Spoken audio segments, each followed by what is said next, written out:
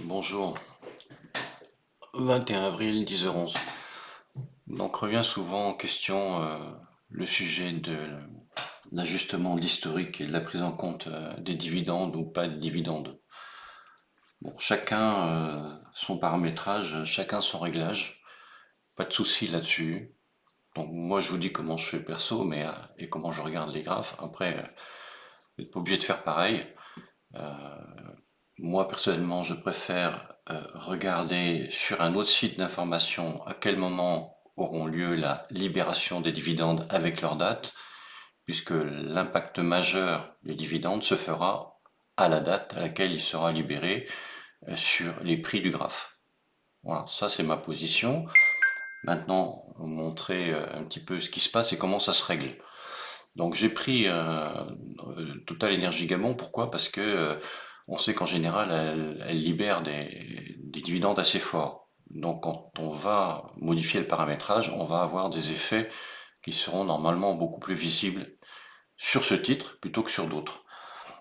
Voilà. Et donc vous ferez le test sur plusieurs titres que vous suivez, que vous tradez, et puis en fonction de vous. Voilà. Alors, comment on fait? On va dans les réglages, ici, là. Dans les réglages, ici, on va dans données historiques, ici, là. Voilà. Et ici, dans données historiques, vous avez les dividendes ajustés, ajuster l'historique. Voilà. Donc là, les dividendes ne sont pas pris en compte. D'accord? On est hors dividende. Donc, qu'est-ce qui se passe?